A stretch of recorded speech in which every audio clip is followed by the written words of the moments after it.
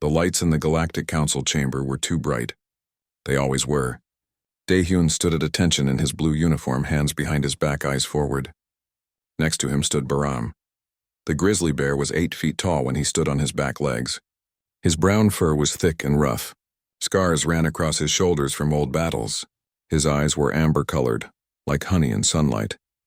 But they held intelligence that most creatures in the galaxy did not expect. Around them, the council members whispered. Their voices made strange sounds. Some clicked, some buzzed, some hummed in frequencies that hurt human ears. But Daehyun understood the tone. Disgust, fear, rejection. The Veltari ambassador stood at the center podium. His body looked like a mantis from Earth, but bigger, much bigger. His green exoskeleton gleamed under the lights. When he spoke, his mandibles clicked together. A translation device turned his words into something Daehyun could understand. "We do not understand why humans bring such a creature to diplomatic functions," the ambassador said. His voice sounded annoyed. "This bear is primitive, dangerous. It has no place among civilized species." Daehyun felt his jaw tighten. He wanted to speak, to defend his partner. But protocol demanded silence unless directly addressed. Baram stood perfectly still. The bear understood every word. His enhanced brain could process languages, mathematics, tactical situations faster than most computers. But the aliens did not see that. They only saw teeth and claws. Hana sat in the observer section. She was the communications officer on their ship. Her black hair was pulled back in a tight bun. She wore the same blue uniform as Daehyun. She watched the council with sad eyes. This happened every time. Every meeting, every gathering, every diplomatic event. The aliens treated Baram like an animal, like a pet that Daehyun kept for entertainment. The truth was different. Baram was his partner, his equal. The bear had saved his life 3 times in the past 2 years. Once during a pirate raid, once when their ship's oxygen system failed, once when a diplomatic meeting turned into an ambush. But none of that mattered to the council. A delegate from the Forian collective made a gesture with its tentacles. The creature looked like an octopus but lived on land. Its skin changed colors when it spoke. Right now it flashed red and orange, angry colors. "The creature smells of violence," the Forian said. "It carries the scent of predation. How can we trust humans who walk beside such monsters?" Baram's ear twitched. Just slightly. Only Daehyun noticed. The bear was getting tired of this. 2 months of insults. 2 months of being treated like he did not exist. 2 months of aliens stepping away when he walked past. Of doors closing before he could enter. Of conversations stopping when he arrived. Admiral Taemin sat in the human section of the council chamber. He was older than Daehyun, with gray hair at his temples. His uniform had more medals, more ribbons. He represented all of humanity in this sector of space. He looked uncomfortable. The admiral liked Baram. He respected the bear. But politics was complicated. After the session ended, Daehyun found the admiral in a side corridor. The hallway was made of smooth white material that seemed to glow from within. Everything in the council station was clean and perfect and beautiful. It made Daehyun feel out of place. "Sir, this cannot continue," Daehyun said. His voice was tight with controlled anger. "They treat Baram like he is nothing. He is a senior officer. He deserves respect," Taemin sighed. He looked tired. "I know, Captain. But we are new to the galactic community. We must maintain diplomatic harmony. We cannot afford to offend the other species." "Not yet. Diplomatic harmony?" Daehyun repeated. They called him a monster. To his face, while he stood there representing Earth. "I understand your frustration," the admiral said. "But pushing too hard now could damage relations with species we need as allies. Trade agreements, defense pacts, technology exchanges. All of that depends on us playing by their rules." Daehyun wanted to argue more, but he knew the admiral was right. Humanity was weak in galactic terms. Only 5 colony worlds, a small fleet, technology that was centuries behind most council species. They needed friends, even if those friends treated them badly. That evening there was a formal banquet. The dining hall was enormous. Tables floated in the air, held up by gravity technology that Earth scientists still did not fully understand. Food from 100 worlds covered the surfaces. Some of it looked beautiful. Some of it looked alive. Some of it smelled terrible. Baram walked into the hall beside Daehyun and Hana.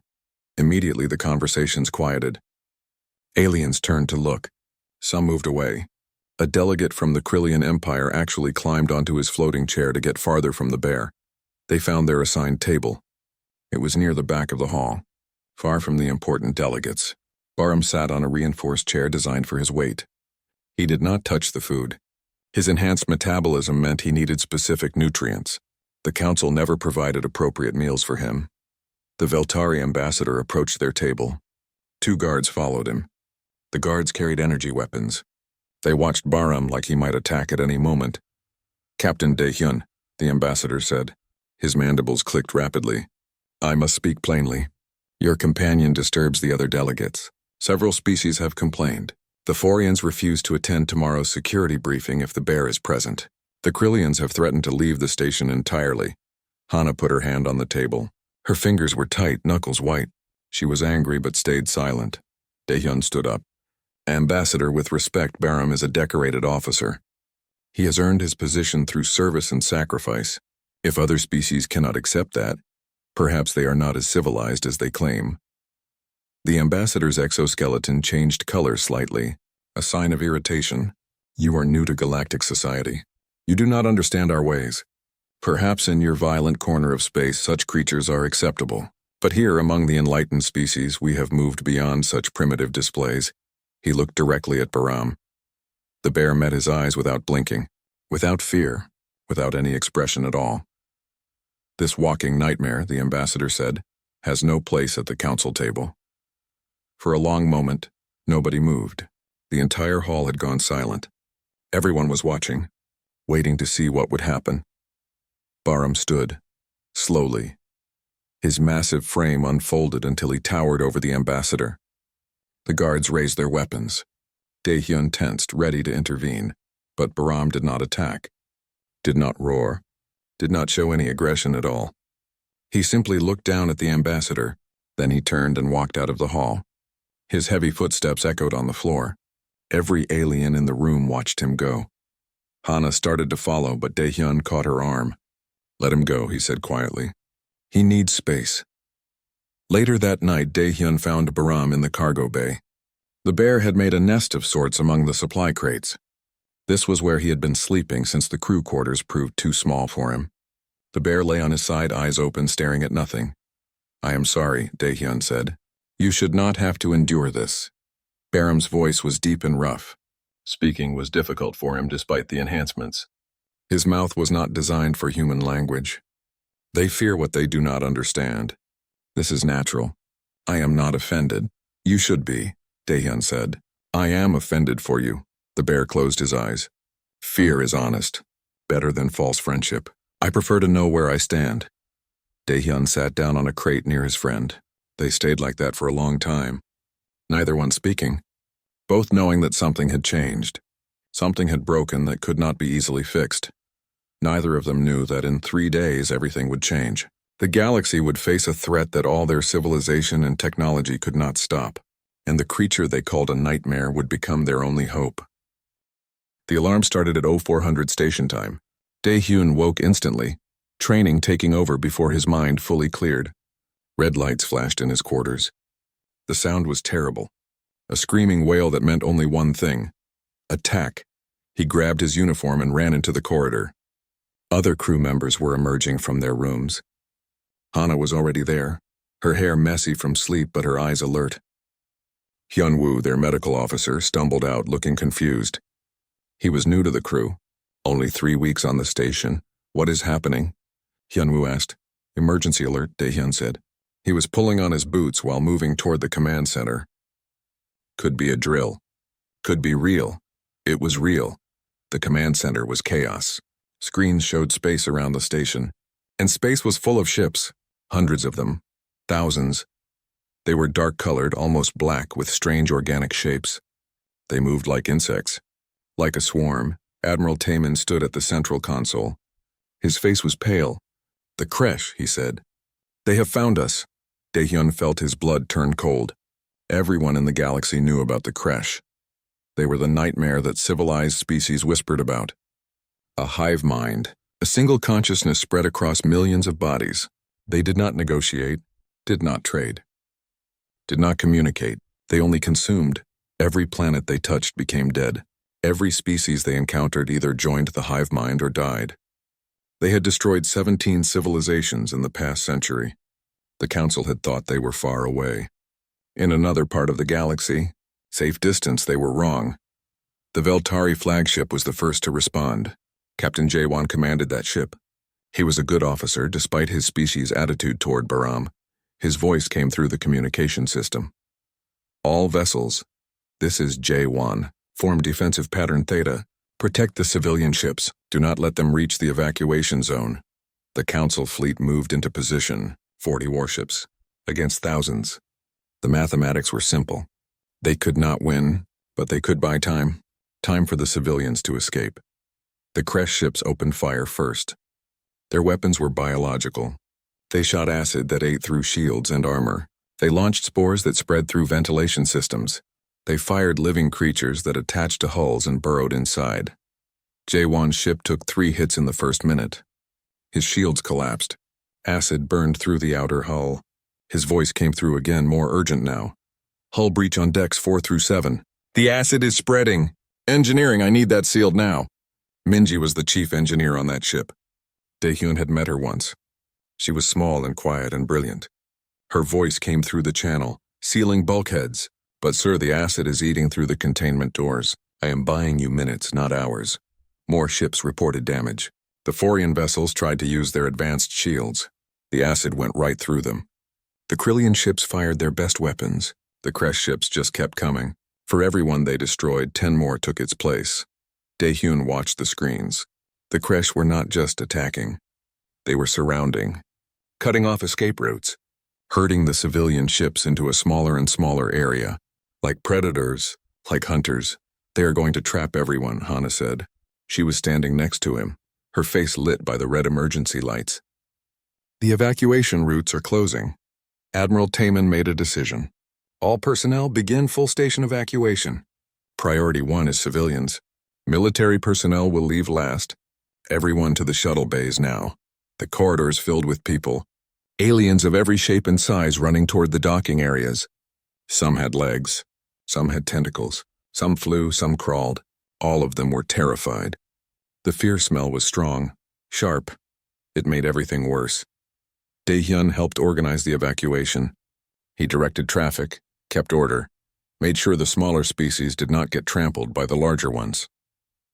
Hana worked the communication system, coordinating with the shuttle pilots. Hyunwoo treated injuries. People were panicking, pushing, hurting each other in their rush to escape. Hours passed. The station shook with each impact. The Kresh were boarding now, breaking through the outer sections. The defenders fought them in the corridors. Energy weapons fired. Screams echoed through the ventilation system. The smell of acid and death grew stronger. Daehyun saw them once. The Kresh drones. They looked like a nightmare mixture of insect and machine. 6 legs that ended in blades. Mandibles that dripped acid. Eyes that did not see individuals, only targets. One of them killed a Forian delegate before the guards could react. The creature just grabbed the delegate and injected something. The Forian screamed for exactly 10 seconds. Then it stopped.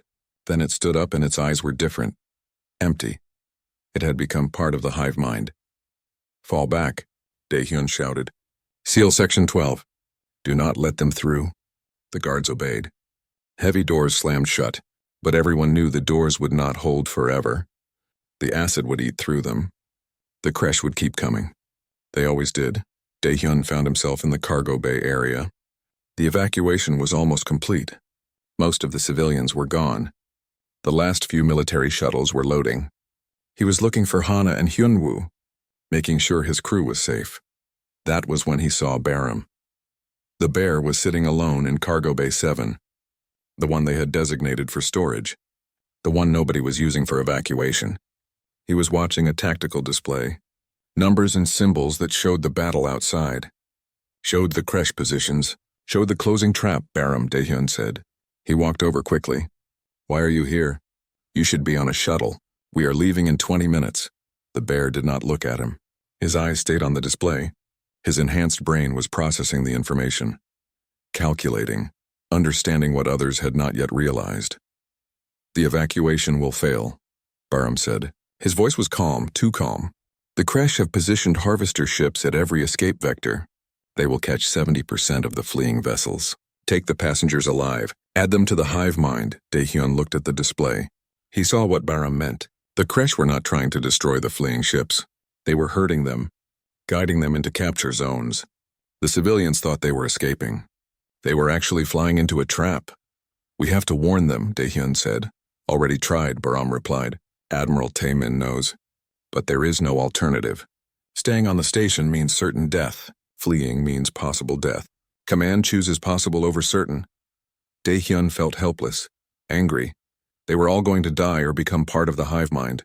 Humanity's first real contact with the greater galaxy was going to end in disaster. Come, he said to Baram. We leave together. If this is the end, we face it as partners. But Baram stood up, all 8 feet of him. His amber eyes finally turned to meet Daehyun's gaze. There was something there. Something that made Daehyun's breath catch. Determination, purpose, decision. No, the bear said.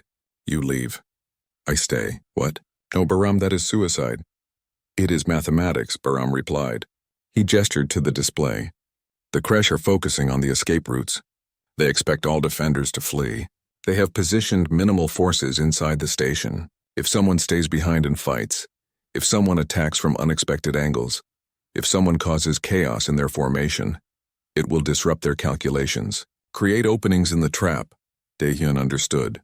His friend was planning to sacrifice himself, to buy time for the others, to be the distraction that might save thousands. You cannot do this alone, Daehyun said. I am not alone, Baram said. He tapped his chest with one massive paw. I am a grizzly bear. Evolution designed me to fight. Enhancements made me smarter, but inside I am still what I always was. A predator. The aliens fear me because they understand this truth. Now I will show them why that fear is justified. Hana arrived then. She was out of breath from running. Daehyun, the last shuttle is waiting. We have to go now. She saw Baram, saw his stance, saw the determination in his eyes. She understood immediately. No, she said. Baram, no. This is crazy. The bear moved to a weapons locker. He opened it with his paw, the enhanced digits working the keypad easily. Inside were rifles, sidearms, grenades. Things designed for bipedal hands, useless to him. He pushed them aside and pulled out something else.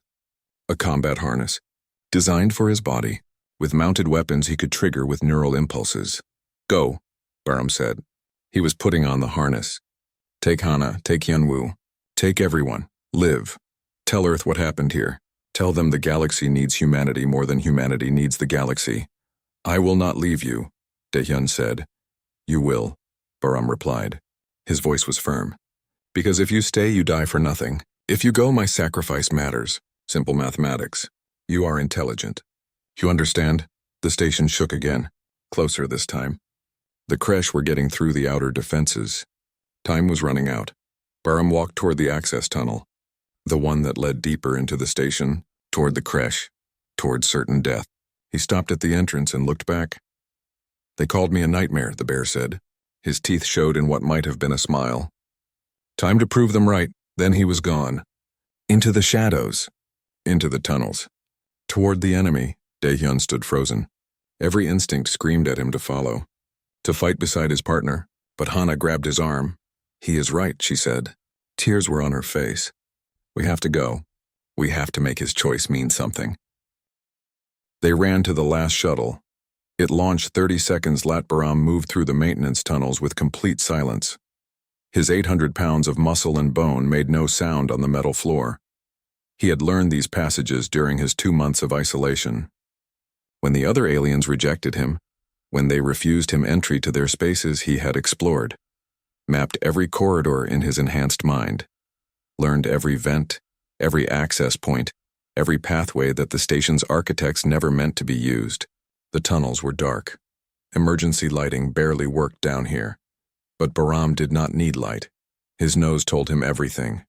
He smelled the Kresh before he saw them. Acid, decay, death. The scent of the hive mind was distinctive.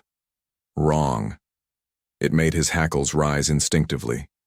He climbed up through a vertical shaft. His claws found purchase on the smooth walls.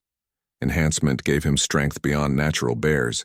He could climb surfaces that should have been impossible. At the top of the shaft, he heard them, the clicking of mandibles, the scraping of blade legs on metal, the hissing communication of the hive mind. Barham looked through a ventilation grate. Below him, in Docking Bay 7, 30 Kresh drones were gathering. They were organizing. The hive mind was smart. It learned. It adapted. These drones were preparing to pursue the fleeing shuttles. The bear did not think, did not plan, did not hesitate. He acted on instinct refined by millions of years of evolution. He was a predator. They were prey. He crashed through the grate. 800 pounds falling from above. He landed on 3 drones at once. The impact crushed them instantly. Their exoskeletons cracked. Green fluid sprayed across the floor. Before the others could react, Barham was moving. His right paw swung in a wide arc. Claws that could tear apart logs ripped through bioengineered armor like paper. 2 more drones fell. The harness weapons activated. Neural impulses triggered plasma bursts. 3 drones on his left vaporized. Then Barham roared. The sound echoed through the docking bay. Through the corridors beyond, through the ventilation system that carried it to every part of the station. It was not a sound that could be described. It was primal, ancient. The voice of apex predators from a world where survival meant violence, where strength was law, where fear was a tool. The Kresh stopped, the hive mind processing the sound, trying to categorize it, understand it. The drones had encountered many species, fought countless enemies. But this was different. This touched something deeper than logic. This triggered prey instinct that even a hive mind could not ignore completely. Barham did not wait for them to recover. He charged forward, a moving wall of fur and fury. His combat harness fired again, plasma bursts, kinetic rounds, explosive charges. Each shot precise, each movement calculated.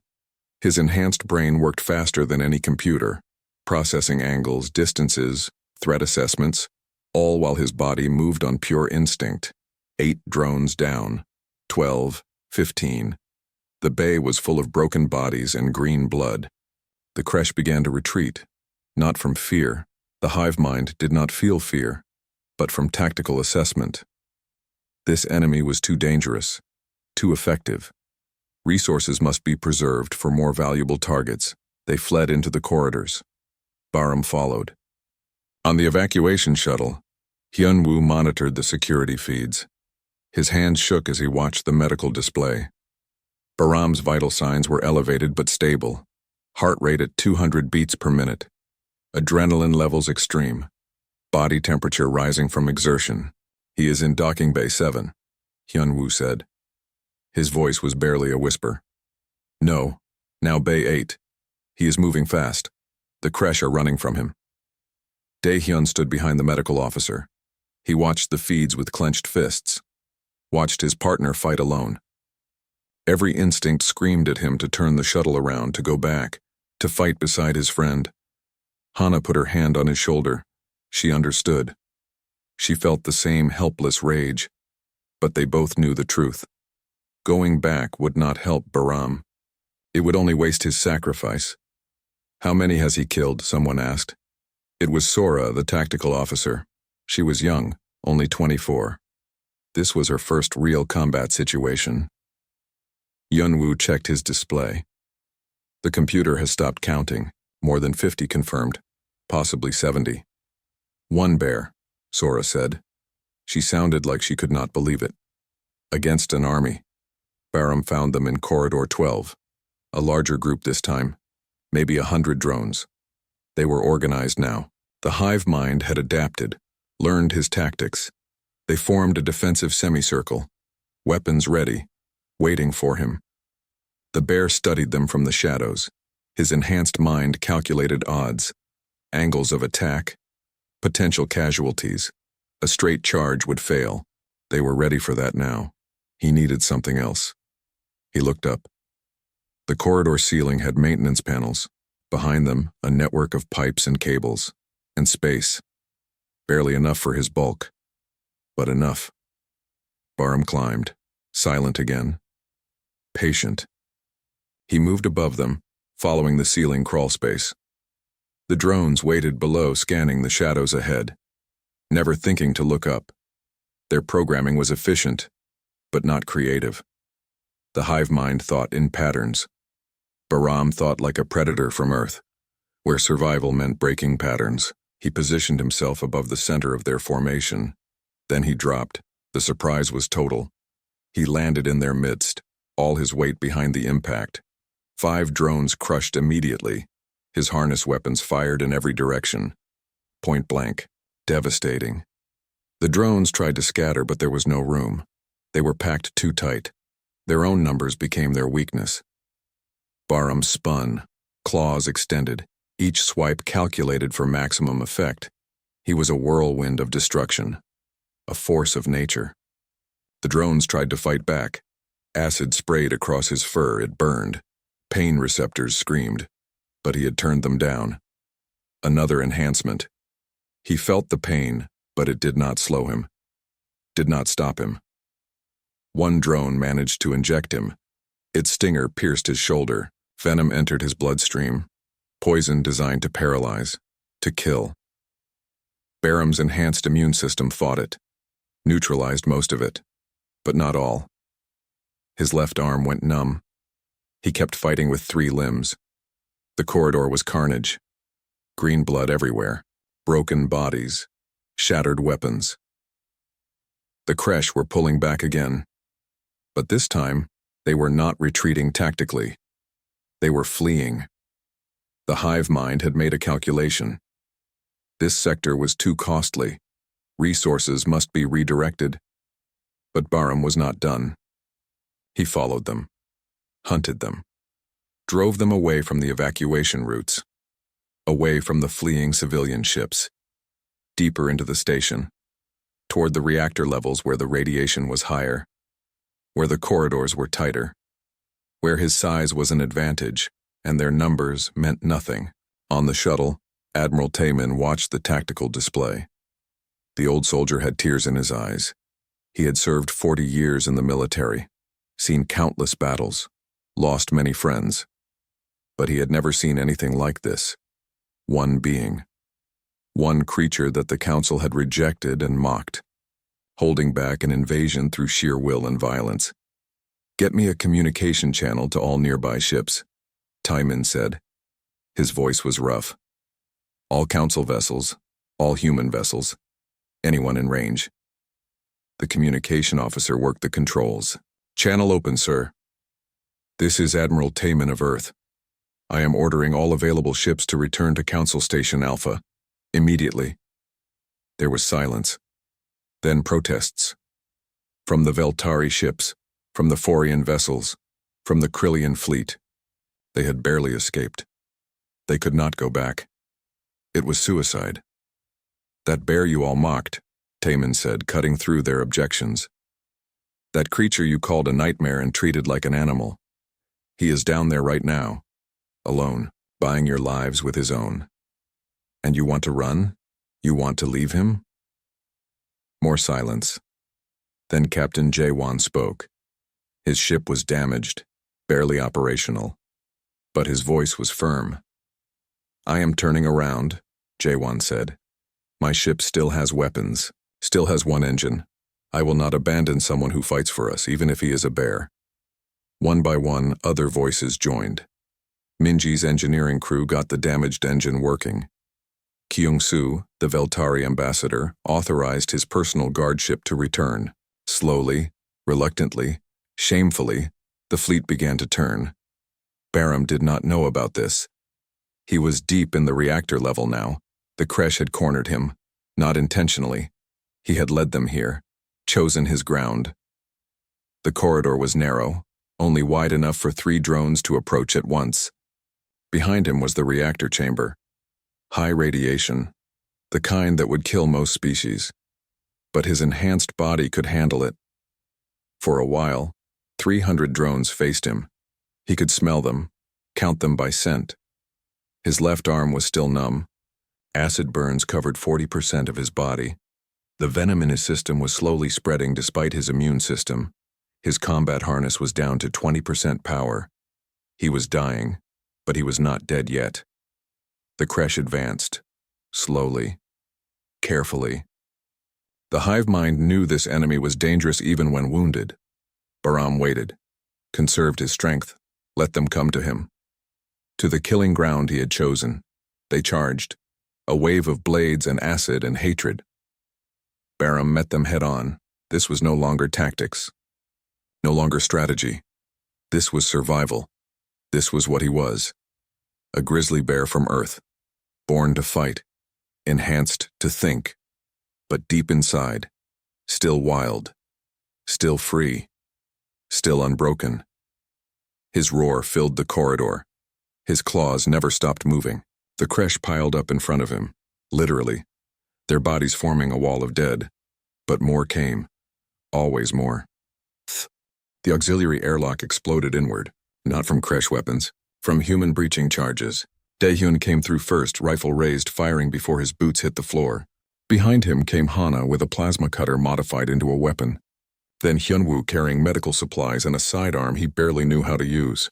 Then 20 more crew members, humans, Veltari, Forians, Krillians, species that had never fought together, species that sometimes did not even like each other. United now by debt and shame, they hit the creche from behind. The hive mind had focused entirely on Bahram, had not expected a rescue, had not calculated that others would return. The attack caught them completely by surprise. Daehyun fought his way through the drones toward his partner. His rifle fired continuously. Precise shots, headshots, each one dropping a drone. His military training took over. Years of drills. Years of preparation for combat he had hoped would never come. He was terrified, but his body knew what to do. "Bahram," he shouted. "Hold on." The bear was barely standing. His fur was matted with green blood and his own red blood. Acid burns covered his body. His amber eyes were unfocused, but when he heard Daehyun's voice, something sparked. Recognition. Hope. Hana reached him first. She was smaller, faster. She slid under a drone's attack and came up swinging her improvised weapon. The plasma cutter burned through the creche's leg.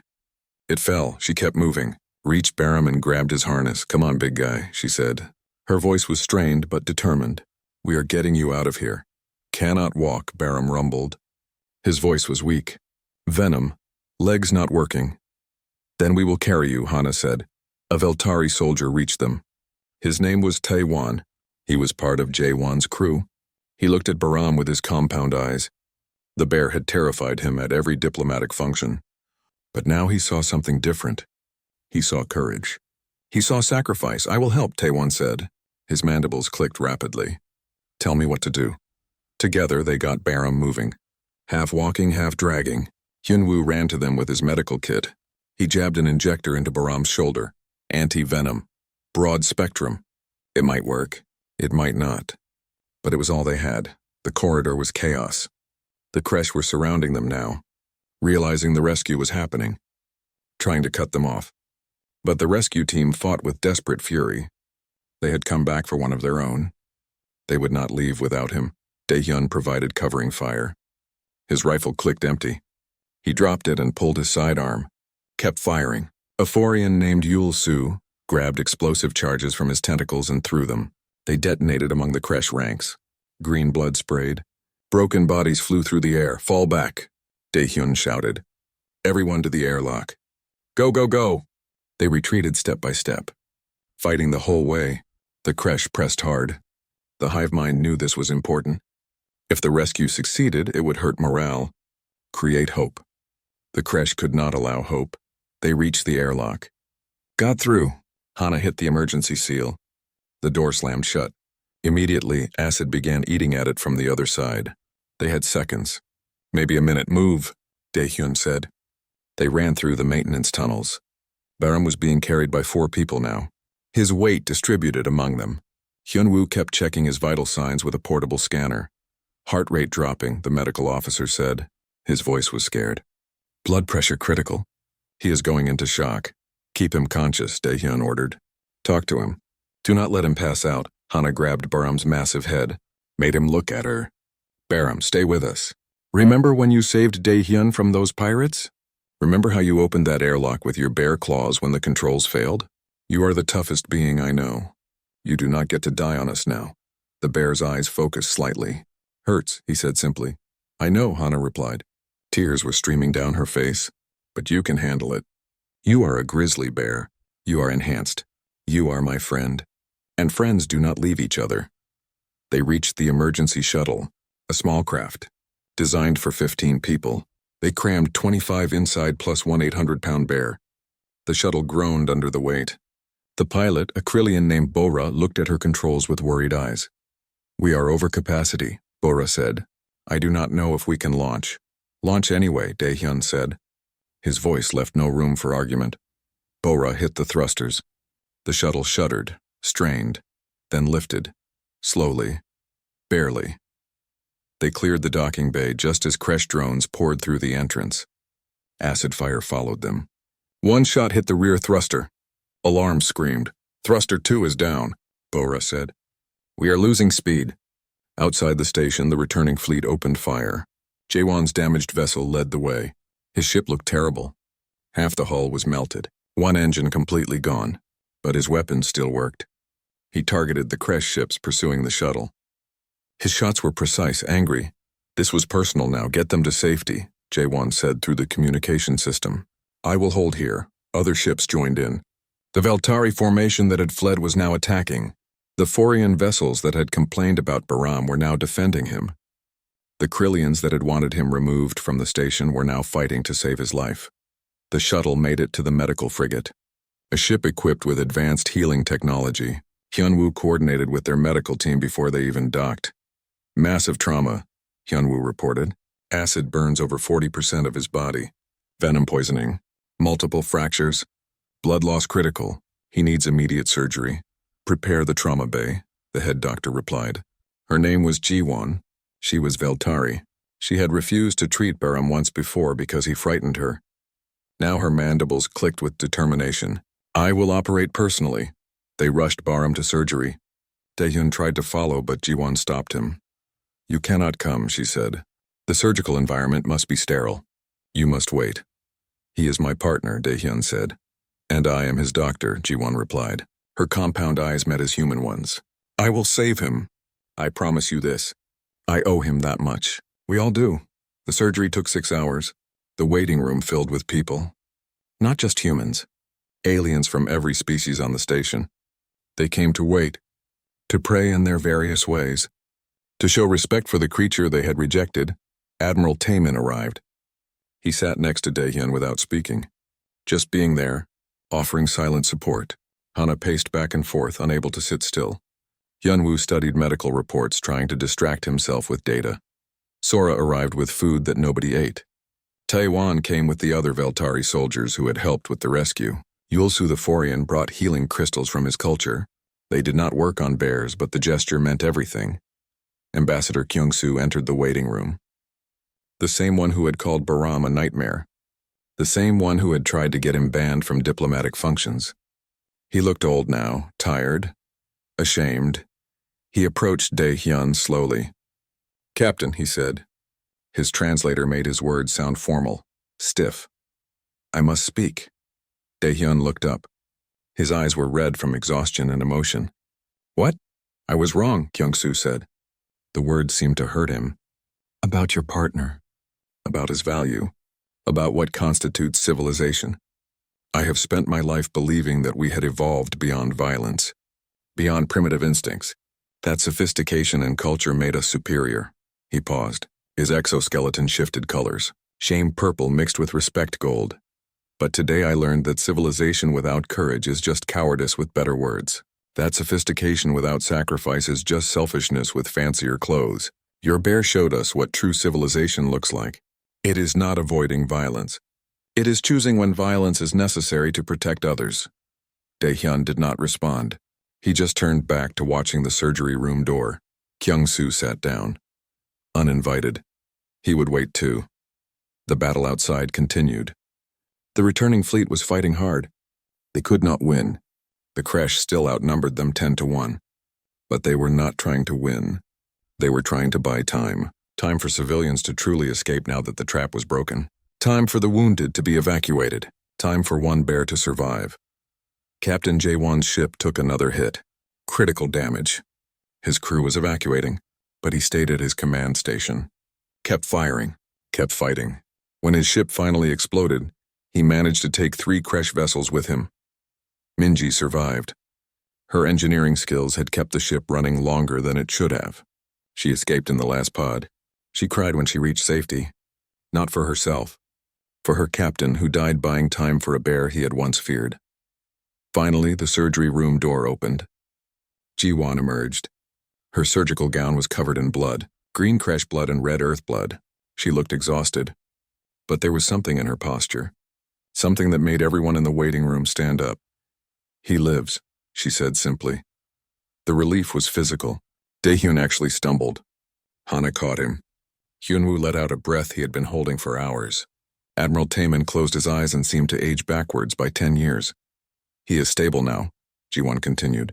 "The anti-venom worked. His enhanced healing is helping. The acid burns will scar, but they will heal. He will need time. Weeks of recovery, maybe months. But he will live, and can I see him?" Daehyun asked. "He is sedated," Ji-won said. "But yes, you can see him." Daehyun entered the recovery room. Baram lay on a specially reinforced medical bed.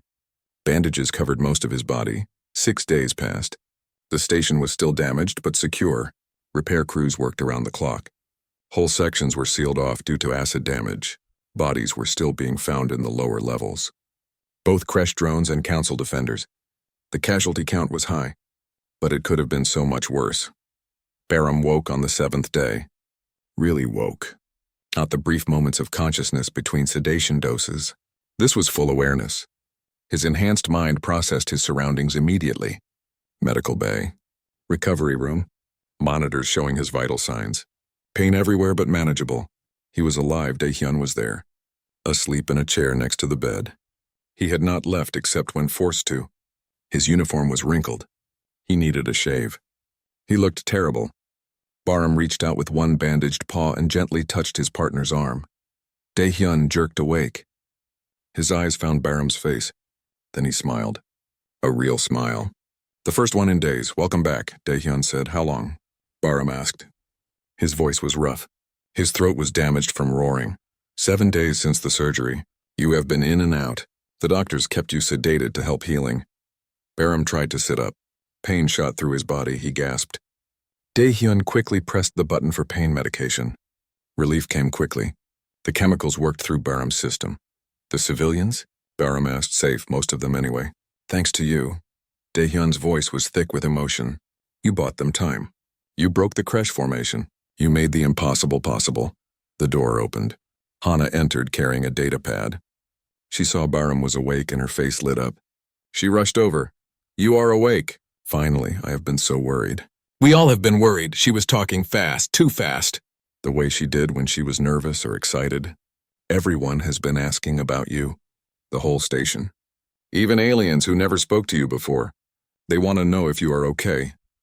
"I am okay," Baram said, though his body disagreed with that statement. Everything hurt, but he was alive. That was what mattered. Hyunwoo arrived next. The medical officer checked all the monitors, studied the readings, nodded with satisfaction. "Vitals are good. Better than expected, actually. Your enhanced healing is remarkable. At this rate, you might be up and walking in another week." Over the next few days, visitors came. Admiral Taemin stopped by daily. He never said much. Just sat for a few minutes, checked on Baram, made sure he had everything he needed. The old soldier had deep respect in his eyes now. The kind earned through shared combat. Sora came with tactical reports. She explained how Baram's actions had changed the battle, how his disruption of the Kresh formation had created openings, how his sacrifice had inspired the fleet to return. She spoke like she was reporting to a superior officer, because in her mind, that was what Baram was now. Taewon visited with a group of Veltari soldiers. They stood at attention, made formal gestures of respect. Their culture had specific traditions for honoring warriors. They performed them all. Baram did not fully understand their customs, but he appreciated the sentiment. Yulsu the Forian brought food. Special food. He had researched earth bears, learned what they ate, brought salmon and berries and honey, real honey imported from Earth at enormous cost. Barham ate it slowly, savoring. It tasted like home. On the 10th day, Ambassador Kyung-soo came. He did not bring anyone with him. No guards, no assistants, just himself. He stood at the foot of Barham's bed, silent for a long moment. "I owe you an apology," Kyung-soo finally said. "A real one. Not diplomatic words, not political speech. I was wrong about you. I judged you by your appearance, by my own fears, by my culture's prejudices. I called you a nightmare. I tried to remove you from the council. I treated you as less than a person." He paused. His exoskeleton shifted to shame purple. "But you saved us anyway. You fought for people who rejected you. You sacrificed yourself for aliens who called you a monster. That is the definition of honor, of nobility, of everything we claim to value in civilization." Barham looked at him steadily. "I did not do it for you," the bear said. His voice was still rough. "I did it for them." He gestured vaguely toward the station beyond the medical bay. "The civilians. The young ones. The ones who had no choice in how they treated me. They deserve to live. Simple mathematics." "It is not simple at all," Kyung-soo replied. "It is the hardest thing. To protect those who hurt you, to save those who rejected you. That is not mathematics. That is grace." The ambassador placed something on the bed. A medal, the council's highest military honor, given only in the most extreme circumstances. Only 3 had been awarded in the last century. The council voted unanimously, Kyung-soo said. "We wish to present this to you in a formal ceremony. If you are willing to accept it, and to accept our apology." Barham looked at the medal. It was beautiful, crystalline, catching light and splitting it into colors. He picked it up with his bandaged paw, studied it. "I will accept the medal," he said. "Not for myself. For Captain J1. For Minji. For all those who died buying time. They earned this. I just survived." "You did more than survive," Kyung-soo said softly. "You showed us what we had forgotten. That civilization is not about avoiding violence. It is about knowing when violence is necessary and having the courage to act. That sophistication without strength is just weakness with better vocabulary." He left after that, but something had changed. Barham could feel it. 3 weeks later, Barham was walking again, slowly, with pain. But walking. The medical staff was amazed by his recovery. His enhanced healing combined with his natural bear resilience made him recover faster than any models predicted. The formal ceremony was held in the rebuilt council chamber. Barham walked in beside Dae-hyun. No longer behind. No longer treated as a pet or an assistant. They walked together, partners, equals. The chamber was full. Every delegate. Every species. Thousands watching on screens across the galaxy. They stood when Barham entered. All of them. Even the ones who had mocked him. Even the ones who had wanted him removed. They stood in respect. Admiral Taemin presented the medal. He pinned it to Barham's chest. The old soldier's hands were steady, but his eyes were wet. For extraordinary valor in the face of certain death. For tactical brilliance under impossible circumstances. For sacrifice that saved thousands of lives. The Council recognizes Barham of Earth as a defender of galactic peace. Applause filled the chamber. Not polite diplomatic clapping. Real applause. Heartfelt. Grateful. Loud. But Barham also made sure the ceremony honored others. Captain J1 received the medal posthumously. His family accepted it with pride and tears. Minji received a commendation for her engineering work. The rescue team that came back for Barham received recognition for their courage. After the ceremony, there was a reception. Aliens approached Barham who had never acknowledged him before. They wanted to talk, to thank him, to hear his story. He was polite but brief. Social situations still made him uncomfortable. Dae-hyun found him later on an observation deck. Barham was watching Earth through the window. Their home world was visible from here, a blue and white marble in the darkness. "They are offering you positions," Dae-hyun said. He leaned against the railing next to his partner. "Ambassador, Admiral's Chief of Staff, Tactical Instructor at the Military Academy. You could have any job in the fleet. Write your own orders." "What do you think I should do?" Barham asked. "I think you should do what makes you happy," Dae-hyun replied. "You have earned that right." Barham was quiet for a long time, thinking, processing. his enhanced mind considering all variables. All possibilities. All futures. I want to stay with you, the bear finally said.